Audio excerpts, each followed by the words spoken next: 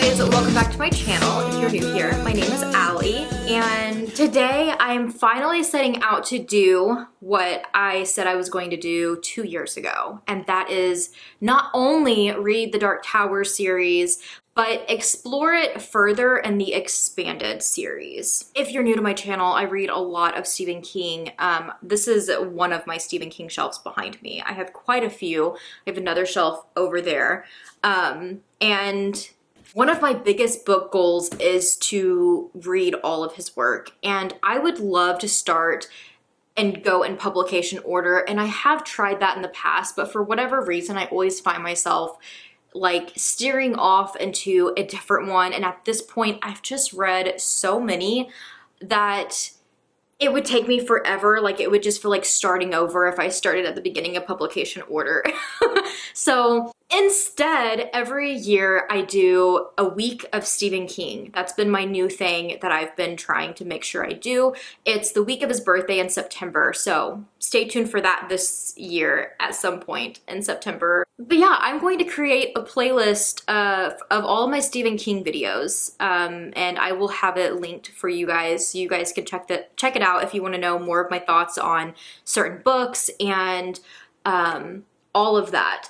With that being said, what this video is part one of my read through the Dark Tower series expanded. Creative minds over the years have compiled these 7 books that are the Dark Tower series.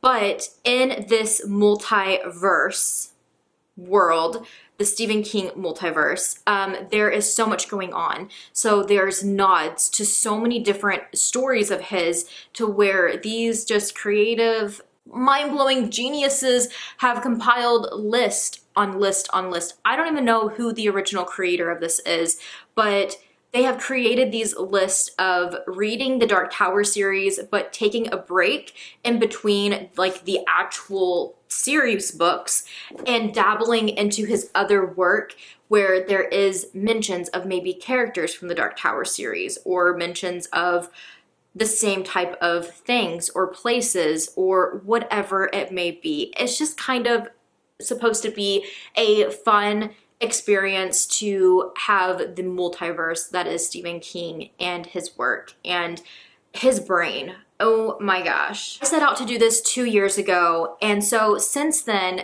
it's been a little all over the place, meaning the first probably like 2-ish parts, I would say, of this that I plan on doing are gonna be a little all over the place, because there's just some books I'm not rereading right now. I read them, or even reread them for this concept within the last 2 years. So instead of rereading them again, I feel like my memory is still fresh enough on them that I don't need to.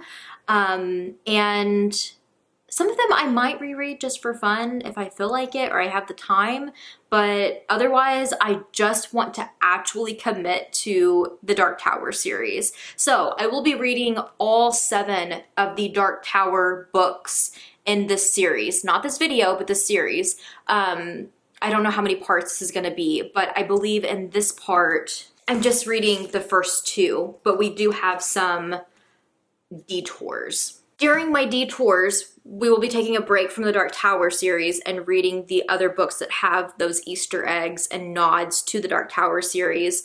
Or if I have read them within the last couple of years and I feel like I do not need a refresh, I'm just going to tell you my thoughts on it, review it again, or I'm going to insert clips from past vlogs where I have done exactly the same thing. So let's get into it. I read the Dark Tower, which is book 1 in the series, a couple years ago. I really loved it. I believe I gave it 5 stars then. It definitely is a 5-star now.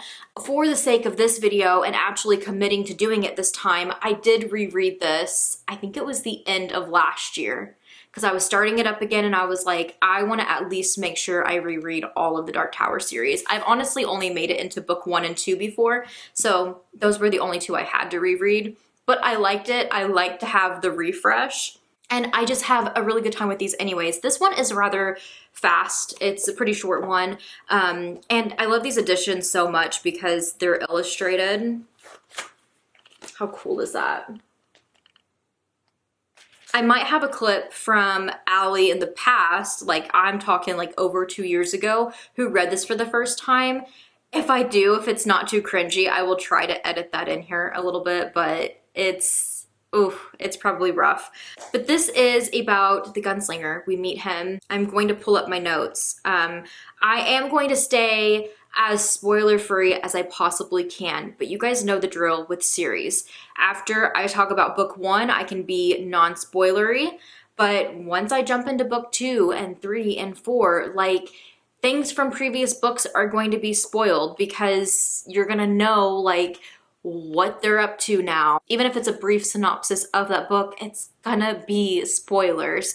So this is definitely a read it first and then come back to this video, or if you don't care to be spoiled, or if you've already read it. So this is all about the gunslinger, his story, Roland. He is actually the last gunslinger, and this is kind of like a post-apocalyptic vibe. He's in the desert and he is chasing this guy that is kind of a mystery to us. We have no idea who this guy is, and he is just referred to as the man in black. He's wearing all black. This whole book is his pursuit through the desert, practically. There is moments where we get to know him a little bit more when he stops in at this town, at the saloon. He meets this woman named Allie, which is always so weird to have characters named after you, especially when then he gets it on with her. And we kind of see like how he's bonding with her, and we kind of see what type of person he is. And still at the end of the day, he's like, I can't stay here with you. I have to go. What's really cool about this though is that it does kind of feel like a Western in a way too, because there is like this full-on gunfight, drawing your, you know, revolvers and all that shit, you know?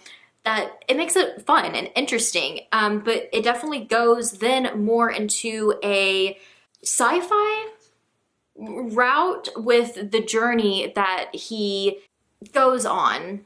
On this journey, he meets this boy named Jake, who we get a little bit of his past and who he is, what happened to him, and we start to kind of, the alarms are going off in our head, like, oh, like, this is definitely more than just, you know, a Western gunslinger book.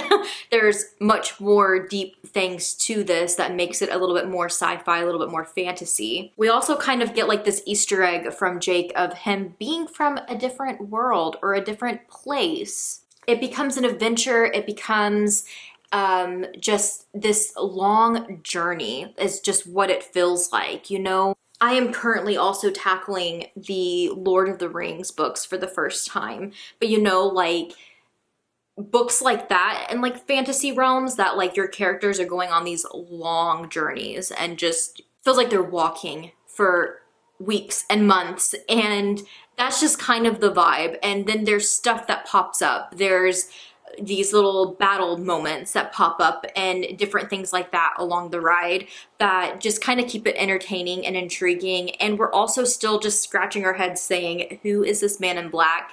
Why is he being weird? And kind of in a way dropping us hints, but also like putting us in danger. That's the gunslinger. That's the introduction into this series. Obviously, to grasp the whole idea of this series, he is going after this man in black, but ultimately he will be going after the tower, or for the tower. And we just are kind of getting the buildup and the character development from the get-go of who Roland is, who the man in black is, and just some side characters along the way. It's a fun time. I am landing at a 5-star and keeping it at that. Then you jump into book 2, which is The Drawing of the Three. While I reread this one the end of last year, I actually just recently finished The Drawing of the Three. And yes, tarot cards. That made me so excited. And if you do not want to be spoiled by anything, this is now your time to go ahead and leave, because we have to talk about where this book left off to jump into this one. So we're left off after the confrontation with the man in black, who we now know is a Walter Odom. And we are told about the Dark Tower, the nexus of all universes. And now Roland is like going to sacrifice everything to get to this Dark Tower. At the end of this one, he is left there on this like sandy beach, very injured, not doing great. And that is where he leaves off here. There is a tarot card reading at the end of this one that is really cool. As soon as that happened, I was like, oh, this is the series for me. I love tarot. That I just think it was a cool play into this, because he knows he has three. He has these three cards that have been drawn and that he has to find. And so he starts once again another journey, walking down this beach trying to figure out what's next. And that's when he stumbles across a door in the sand. A door that, what does it lead to? Like, you can walk around it and it kind of disappears. You walk back, and when you open it, he freaks out because he's like, what am I looking at? And he's describing it, and then it clicks to him. I'm pretty sure there's a moment where like he stumbles back and he's just like, oh my gosh, like, what was that? And when he opens it, that's when he realizes, I'm looking through into this door into somebody else's eyes. Like, I'm in somebody else's head. And each section of this is named after that said person that he is pretty much seeking for help on this Dark Tower journey for whatever reason, because that is what the cards have told him to do. And the first one we meet is the prisoner, also known as Eddie. And there is a story with him. Then once they are back through, they journey on once again to then meet this mysterious woman who has quite the personalities going on and is a very interesting person. In between each door, there's also a shuffle. This is when they are back on the beach on their journey. It's long journeys to get door to door, and he knows he has 3 to get to. And it's just such an interesting time. Then we get to the pusher. But once he goes through these doors and he is controlling the person who is in the doors, so Eddie and then the other characters, it's really interesting because we have those moments where we are with them and their worlds and what they're going through. And we're grasping that it is different worlds. It's different places, different universes, or whatever you want to call it. And it's just so interesting and intriguing, because not only that, but like when you're in the Gunslingers, like, time, it feels older. It feels like, well, Western, you know? But like when he steps through the doors, it's more not current, you know, because these were written like when, you know?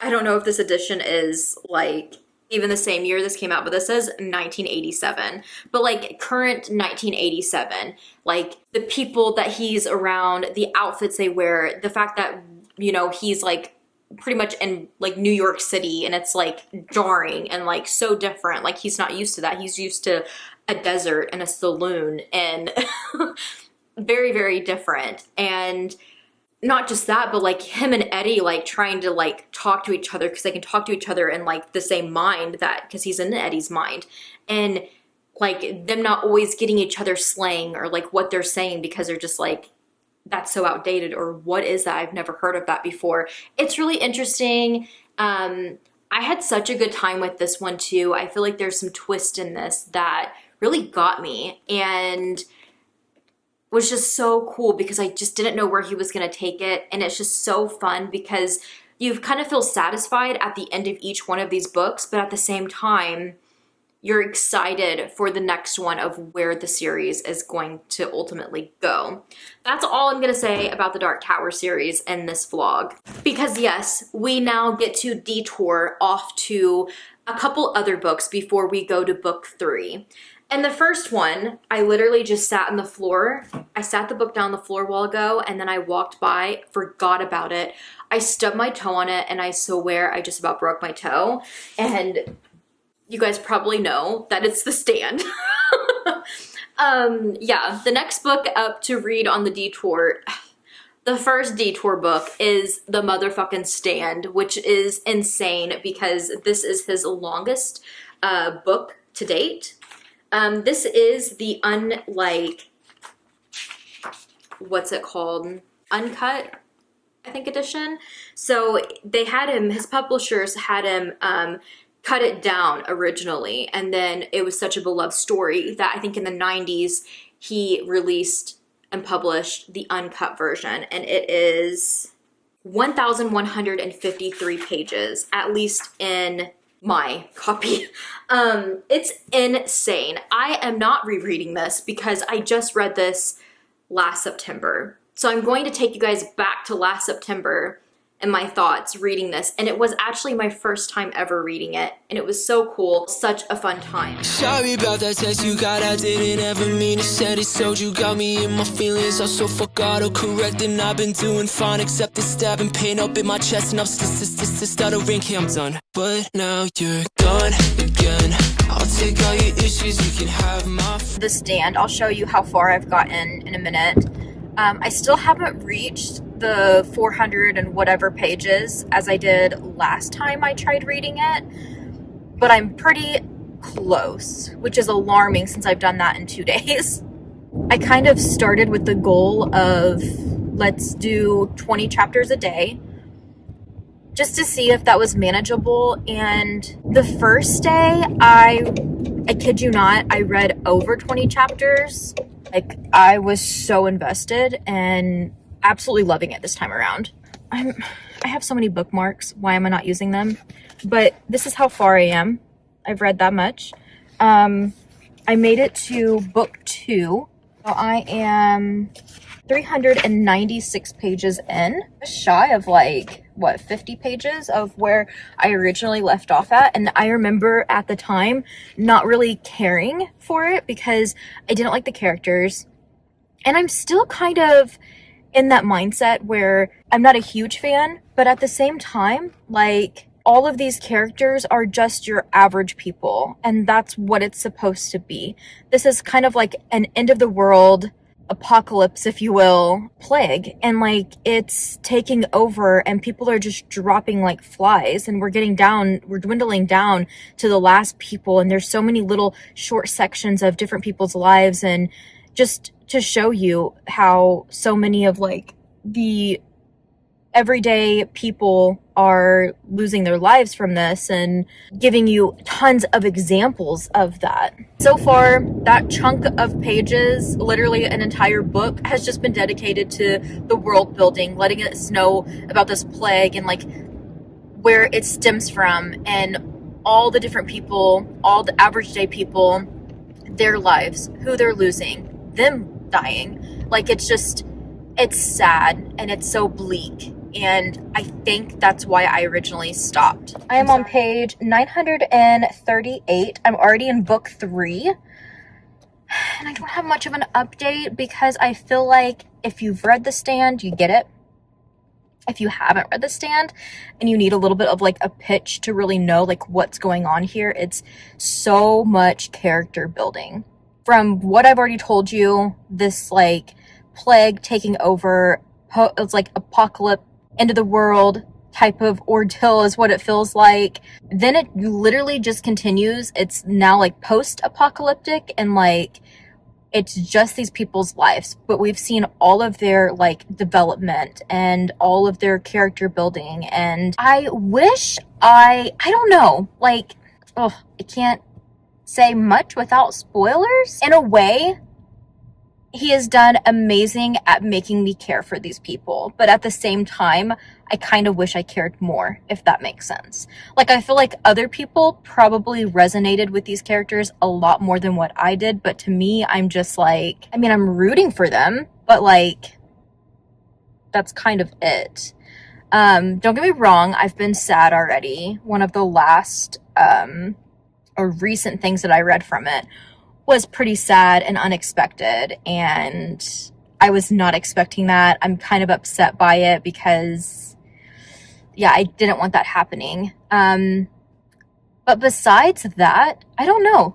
I feel like the majority of this, the only horror that's in it is really the fact that so many people have been wiped out. Like, the horror is what it looks like post-apocalypse and like how people are going to survive, and that's pretty much what it is. Now it just kind of feels like one of those like shows or movies where you have a bunch of like people stranded on an island or something, and they're trying to stay alive. They're trying to build like a community and like take care of each other and all work together. That's literally what this is, but it's in our world, and it's, you know, early, I think, 90s.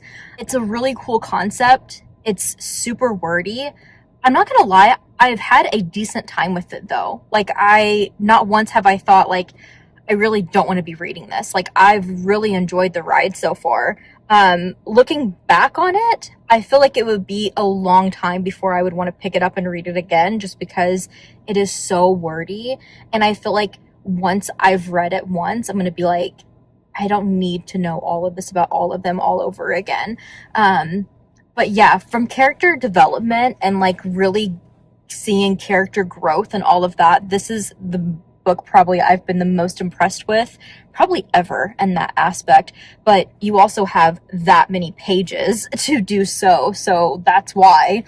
There is stuff that's going on now that they have like this little, you know, community that they're building, and they're all starting to kind of like figure out if they want to continue the way like the world was ran and like go by the Constitution and like all of that type of ordeal. There's a lot of like politics within the community, and there's also the fact that like certain people, and then other people are kind of getting butthurt, like, you know, Franny, who was the pregnant girl. She's still pregnant. And my favorite thing about all of this is all these people we learned about in the beginning, and how slowly over time they all made it to the same community, because they're having these like vivid dreams of this lady, and she starts to form this community. And so all those people that we read about in different locations are now all together, and that aspect is so cool to me. I loved how that all mixed and came together.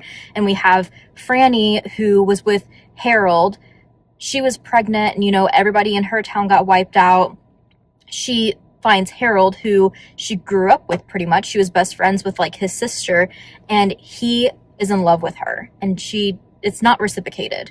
So like, they go on this journey together because they're like the last two surviving people from their town. And he meets Stu at the community, who he was the guy that was being tested on at like the labs, and he was the only one that wasn't dying. And they were like, what's going on? Like, are we doing something right? You know, but he kept like refusing stuff and like saying, I'm not doing this unless somebody talks to me. And he had so much of their backstory though, that it was so cool to see them to come together and them to kind of like start to fall for each other. And we also see Harold getting really angry, and it's starting to now turn into that like, or it has turned into that like, the people that are working for the community and trying to stay afloat are also like all having these nightmares of the Dark Man. And they're having just these awful nightmares about him, and that he potentially wants to get rid of all of them. He is coming for them, and they just don't know when, and it's going to be a good versus evil in the end. And it's kind of like, you're either going to go against the evil or you're going to be chosen by the evil. And we're seeing like which characters are doing what. And yeah, I'm kind of at like the tail end of it now, that like I feel like I'm going to speed run the end, because like I'm not going to be able to put it down once it really gets going, now that I'm in the book 3. but pretty much like the people who were supposed to go on like the quest to go and face this dark man are now doing that. So that's why I'm saying, like, I feel like the story is going to start wrapping up and I'm going to be sucked in, not being able to put it down. And I'm excited for that because I was originally supposed to finish The Stand today. So I'm kind of hoping I can, or make it very, very far to where I can still start the short story collection tomorrow. So since leaving you guys, I did finish The Stand. It's officially a goal on my bookish journey that I have checked off. I had so much fun. I feel like I barely checked in because partially the whole reason of this video is for the short story collection, the new one. So that's kind of why, but also because I wanted to make the Stand portion non-spoilery. And I knew doing so, checking in super often, I would only be able to talk to you guys about spoilery things. I even feel like I covered a lot of it in the last clips that I am able to tell you. Besides it being a apocalyptic story, post-apocalyptic story, a lot of character building. I've never read anything like this when it comes to how detailed the character building is. Had known about this going into it, but yeah, it's quite the time. I was a little iffy at one of my check-ins, but there is characters that I've grown so fond of throughout this journey. There's redemption arcs, there's so much to the characters of the story. I would say, I think going into a read like this, you're more so going into it for the characters versus, I feel like, even the plot. I read kind of around my average pages the first day and the third day at 284 and 214.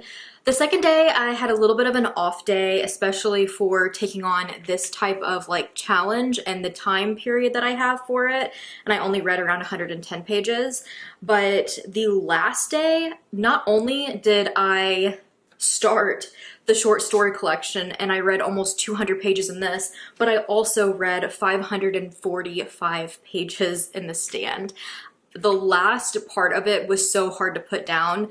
I feel like a lot of people had said that their favorite was the first part, but I still feel like there is probably a good portion of people who enjoyed the second half, like myself. I think that that was my favorite part because it's when I grew fond of the characters. It's when I was really getting invested into where the plot was actually going and where things were a lot more meaningful to me, because the building part of the first like half or so is so much like, yeah, we get the characters, but we also get all of these random people that aren't really going to come into play in the end. So for me, the second half was a lot more meaningful than the first half, although I can see where the first half is very, very mindful, very, very important for what is to come, and for you to even get to that point to where the second half is so meaningful. And with that, I am landing at a 5-star with The Stand. And not only did I read The Stand in that vlog, I'm going to link up above, but I also read this short story collection, The End of the World as We Know It.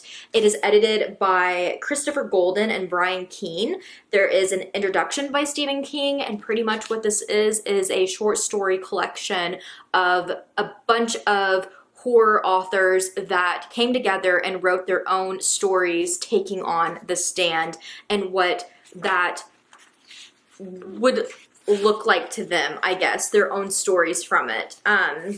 It's also sectioned into different parts. Part 1 is down with the sickness, so like when the plague, this virus hits and everybody is dying, these are all the stories about that time. The Long Walk is part 2, and that's kind of like people pretty much having to pack up and leave and move, like the people who have not caught this, and try to find communities to start over. Part 3 is Life Was Such a Will, and this is kind of them doing that, starting communities, rebuilding. And then part 4 is kind of like the weird other worlds than these, where authors kind of just take on almost like different universes and just kind of playing into the fun of it while also keeping to The Stand.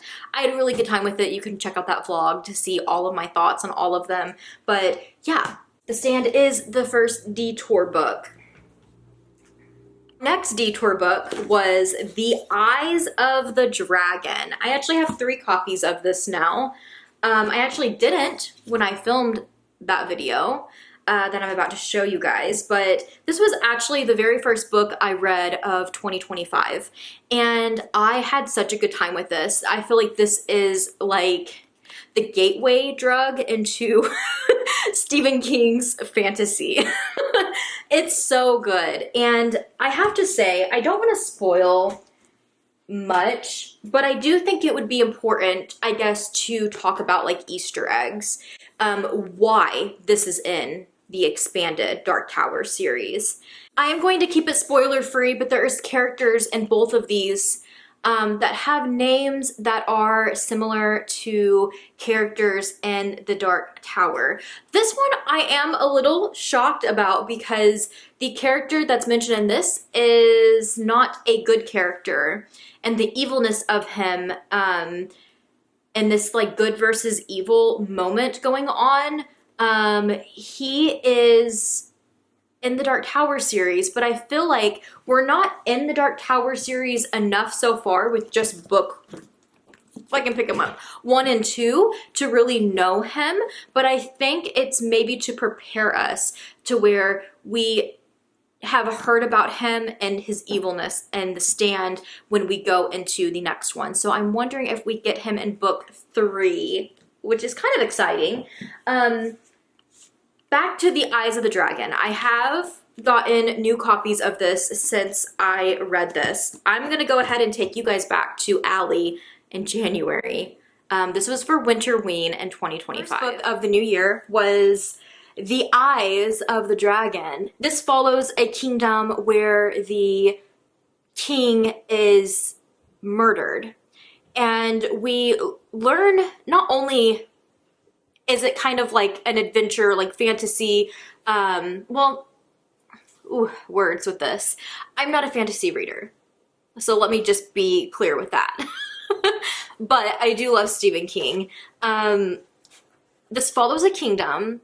We get to know the kingdom. We get to know the king, his princes, and the people who work for them, the like magician of the castle flag, and the king, Roland, is murdered, and it is being pinned on the oldest son who would take the throne, Peter, and although he has continued to say that he is innocent, Flag and other people are suspecting him, and even the ones that you would think wouldn't suspect him, there's too much evidence that has been pitted against him that makes him look guilty. So unfortunately, he is imprisoned, and the younger brother takes over the kingdom, and it does not go well. It is a really fun time. I do feel like it's not as adventure as you would think, because most of the book is just in this castle and is about this character who is imprisoned and how he is being treated and how he is trying to, still years later, trying to show his innocence. And like I said, there is some like brutal like body horror moments with like punishment and stuff like that in this, to people who disrespect, like, you know, the throne or the prisoners of this castle. But besides that, it was kind of just like a slow burn fantasy kingdom read. What I did really like about this, though, because I did land at a 4-star, it's not a perfect 5 for me, but what I did like about this is that it is part of my like Dark Tower expanded series, and we have name mentions like Roland and Flag, and nothing that I'm going to spoil, but definitely some names. And what I've read about this is that it could be kind of like a prequel to, or that might have been like what Stephen King was going for with this one.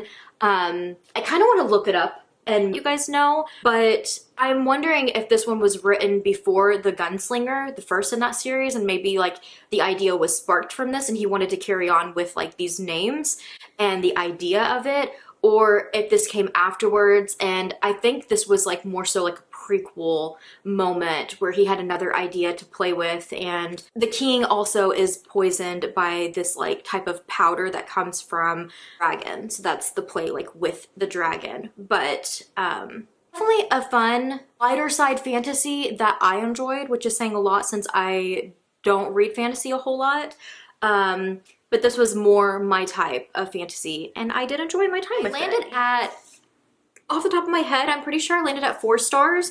I did really like The Eyes of the Dragon, but it was fun. It wasn't anything that was like mind-blowing enough to be like an all-time favorite. I feel like it had like the setup of a good, you know, boned fantasy, but like, again, kind of just like that gateway into fantasy, and I think what is to expect from the Dark Tower series. There is also a character in this one that it's been said that people have kind of just wondered or maybe put like the clues together that the character in this could be like almost like the prequel of the Dark Tower series, or that he wrote this with the Dark Tower series in mind, wanting to do the Dark Tower, but instead going in this direction, and then still being like, this isn't good enough, I have to do the Dark Tower, and wanting to kind of just continue on with that kind of line, although they're very, very different in themes. Which then leads us to the Talisman. This is not only by Stephen King, but it's also by Peter Straub. I have no idea what the Easter eggs of this is yet because I have not read this one. I'm going to now be tackling it for the rest of this video, and I am so excited because it's one that I have long awaited to read. But not just that, later on this year, I believe October, I think, we're getting the 3rd book, and this is kind of a bittersweet moment because Peter Straub is no longer with us. He passed quite a few years ago. Stephen King and Peter Straub wrote The Talisman. They followed it up with the sequel Black House, and apparently they had talked, they were in works to do book 3. They had more ideas that they kind of wanted to go off of. They never got to do that with his passing. And recently, within the last couple of years, Peter Straub's family has urged Stephen King to move on with the ideas that Stephen King and Peter Straub had together to make the 3rd one. And that is his book for 2026. And I am so excited. But that means I do have to get to these before I can read the new one. I've heard very, very mixed feelings about these, let me tell you. I've heard pretty good things about the Talisman, but that it is so long, which it is, I agree. But I've heard that this one is just a not very good follow-up, so that's a little disappointing. I thrifted this copy. This is obviously not like actually signed. This is just like a print photo of them two together that they both signed, and then they like had copies of it made to print and put into these books. But this copy is just so cool having that. Also, my stamp. I got it for $2.50 if you're interested. This is 769 pages long. I will be here for a while. But The Talisman, you are about to take a journey, a terrifying trip across a nightmare America filled with monsters beyond anything ever imagined before. A journey into the dark heart of horror. 2 of the world's best-selling authors team up in the ultimate masterpiece of spine-tingling terror, the most compelling, most talked about, most frightening book of the decade. Hello, you guys. I'm back for the final review of this video. Disclaimer here before we get into the review, I kind of look a hot mess. It definitely needs to be hair wash day very, very badly. But today I just threw a cap on and called it a day. I did not plan on filming, but here I am. I recently finished The Talisman, so I wanted to give you guys my review on this, and honestly, I feel like I'm going to keep it short and sweet for the most part. It's hard to talk about it because I'm just kind of bummed, and I'm already bummed out by life, that it's like, and then I put off these videos and I put off me sitting down and talking about them, And I thought given some time, I'd even watched other reviews on it because I'm like, sometimes that helps me. Sometimes reading a book and being like, yeah, it wasn't bad. And then like a friend or another bookish person posting online about it and like pointing out things to appreciate will make me even appreciate it more. And that's what I was doing. I was digging for it. And I can say I love the excitement that others feel for this series, but I'm ultimately just, I don't know. This is a Stephen King series that has just not worked for me fully as of right now. And I am rather bummed by that. And while I don't want to put full blame on Peter Straub, I will just say the beginning of this year, I read Peter Straub's story, Ghost Story, and it was kind of the same vibe, kind of the same ordeal where I was just like, it's not horrible, but it's not great. So I don't know, maybe it's just the Peter Straub storytelling I don't vibe with. And that's, I know it's horrible, but I feel like the synopsis on this isn't very telling of the story. So I'm going to pull it up on Goodreads. Goodreads says, Jack Sawyer, 12 years old, is about to begin the most fantastic journey, an exulting, terrifying quest for the mystical Talisman, the only thing that can save Jack's dying mother. But to reach his goal, Jack must make his way not only across the breadth of the United States, but also through the wondrous and menacing parallel world of the Territories. In the Territories, Jack finds another realm, where the air is so sweet and clean, a man can smell a radish being pulled from the ground a mile away. No life can be snuffed out instantly in the continuing struggle between good and evil.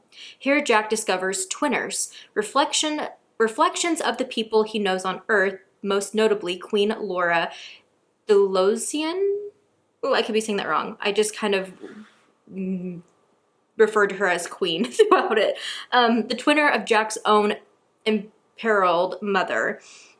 As Jack flips between worlds, making his way westward towards the redemptive Talisman, a sequence of heart-stopping encounter challenges him at every step. Okay, so let's break down the synopsis, because this is what I'll at least give you for this review. Jack, 12 years old, cool. I've read so many Stephen King books that have coming of age and young children, and I rather enjoy those books. I love every character in it. I have loved children in Carrie, Cujo, Firestarter, Joyland, I think had a kid that I really liked. Oh my gosh, there's so many. He really has a way of writing about young kids in like 60s or the 70s, 80s, you know, that type of vibe. And they're always so much fun and, you know, entertaining. It's like following like the kids from Stranger Things. It's that type of vibe. Like, it's just such a good time. When I tell you this character is so boring and I hated it because I'm like, he's just a kid. He's just 12. But like, there's just not a whole lot of spark there with this character. So that already was just kind of hard because you want to root for these characters. I think also there's something so whimsical and cool, honestly, about this like enchanted talisman that's going to, you know, do these magical things. And don't get me wrong. But to base the entire plot on just his dying mother and that's why he's getting it, I don't know. To me, it just feels like a cop-out. Like, I want something more. And I get it. It's like, what is a 12-year-old boy gonna love most? But honestly, like, sure, if I go and ask my 12-year-old what he loves most in the world, you know, like, yeah, there's a part of me that's like, I really hope he, like, mentions me and his dad or me and his dad and his brother, you know, but like, I don't know. I just kind of wish that there was just a different, I guess, goal for this story. And I also don't know if that's just with the trigger I have with cancer and cancer talk and that type of ordeal that also just kind of took me out of it since I'm also, you know, not feeling my best right now. Again, this isn't current time and you have to take that out of the equation. But like this 12-year-old kid, you're telling me he's traveling across the United States and this dying mother's just like, yeah, go. Good luck. You're gonna do great. Like it just, the realism isn't there for me. And I get like that's not supposed to be in this. This is supposed to be based in fantasy. And I get that. It's just, there's so much dialogue that feels so off. It's hard to explain. And then let's talk about this territories. So he'll be in the United States and then he has like this like juice, wine, if you will, that he has to drink, and then it can transform him into the territories.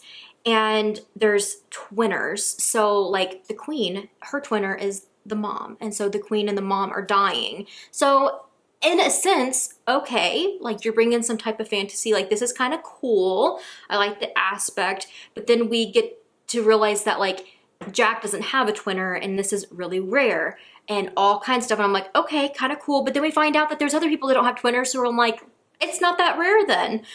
And then there's also like evil people in the United States that are after Jack. And then like their twinners are also evil in the territory. So you run into them and oh my God. And I don't know. I feel like even the big moments that, you know, are supposed to be doing something for the story just didn't do it for me, unfortunately. Then I feel like this guy isn't even in the territories for very long and then he's just back in the United States. And it's like, I don't know. I wish that there was just more at this point. I wish there was more fairy tale to it. I wish that there was more of the territories and, you know, the kingdom and like different things like that, that I just feel like it really lacked on, and that just kind of sucked.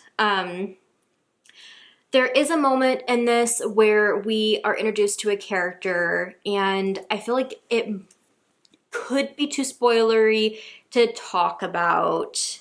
It just is. I feel like I can't even bring it up. I will just say there's an aspect of this character that was my favorite part of the entire book, and besides that, I just didn't really have a good time with it. I literally can't say anything without spoiling what it is. If you've read this, you probably know the character that I'm talking about and why I'm being the way that I am about it, because it is just a spoilery thing to talk about. But that character was my favorite in the story, and besides that, there's just not really much to say. Like, it was just a time. It did not need to be this long, I can tell you that. This could be like chopped down quite a few hundred pages and I would have been a-okay with that. Will I be continuing the series? Absolutely, because I want to read this new one in the fall, but oof, I definitely need a break from this series for a little bit. So I will have to pick up Black House closer to when his new one publishes, that's for sure. I think I'm landing at a 3-star with the Talisman. Unfortunately, I think there's things to appreciate here. I do think the 2-author collab is a cool and fun idea, and I'm sure they had so much fun with it. But I have heard briefly that there was like some, not really like arguments, but like things they didn't agree on. So I feel like that was probably very challenging too. I can't even imagine wanting some type of like outcome with characters or this world building, and then like, you know, your co-partner and the work of it being like, I don't like that idea. You know, that would be so hard if you think your way is better. And yeah, I can't imagine, but when it's, you know, your work of art. But yeah, 3 stars. That is going to clear part 1 of my Dark Tower expanded journey, with book 1 and 2 down, a couple of detours, and we get to jump back into the series with book 3, The Wastelands, in my next part. So stay tuned. I will be reading this one very soon and starting that vlog, and I cannot wait. Thank you guys so much for watching. Let me know if you guys decide to start the Dark Tower series, or if you've read it, what you think about it. No spoilers, please. Thank you so much for hanging out and watching, and I will see you in the next one.